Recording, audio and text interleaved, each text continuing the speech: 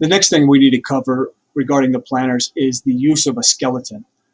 Now, this is a way to spur thought and to help you use the planner effectively.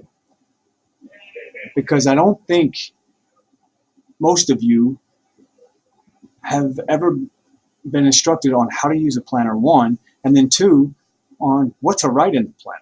So that's what this screencast is going to tell you. Bottom line, a skeleton is an outline of what your day is on an A day or a B day, okay? So you'll have an A day skeleton and a B day skeleton. And I'm not really concerned with your weekends right now.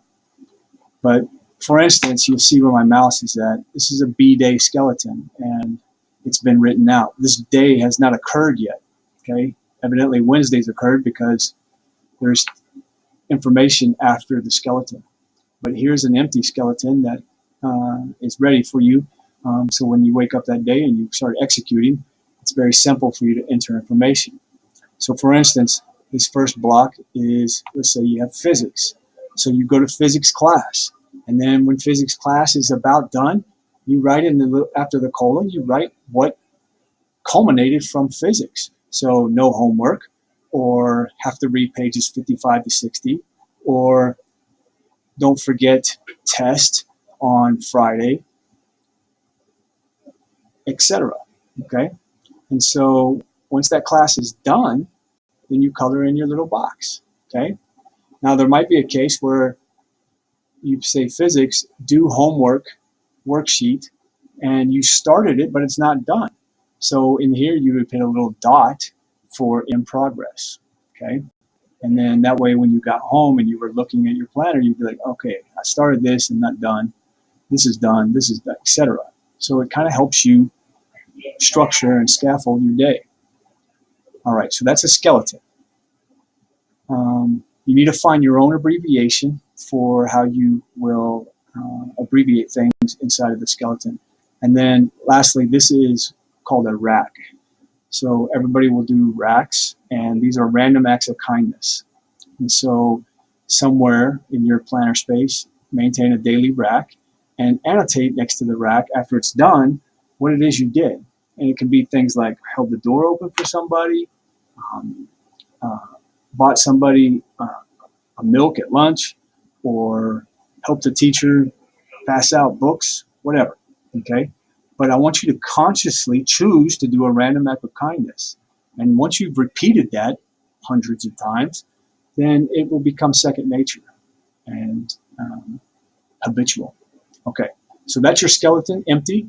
And then this is what a full one looks like. And I'll have another slide up on the website where you can see a filled out skeleton, okay? But it will look like this kind of when you're done. And then the last thing I want to brief on this slide real quick is just that the planner daily habits, okay? If you do this every day, you'll be highly successful, okay?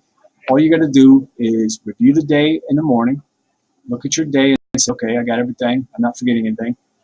Have your planner always with you, and it's got to be like a weapon system on the side of your hip. It needs to be ready to be engaged and used, okay? And then use a quality pen or pencil. I highly recommend pencil because you can erase, but I get it. Some people want color. That's fine. Write everything down.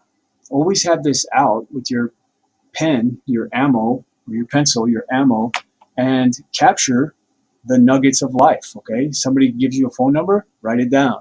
Somebody says, we have a PFT on Friday, write it down. Somebody says there's a quit, write it down. And get into the habit of that. And then number 5, find your unique shorthand. So find your way to abbreviate things and be fast. Don't worry about spelling. And a very fast way to do shorthand, if you don't know how, is to simply eliminate vowels from your words. So if you were to write homework would not be HOMEWORK. It would be HMWRK. Very short, okay? So that's a quick way that you can abbreviate and write fast and get the information you need in your planner on a daily basis. Okay, best of luck.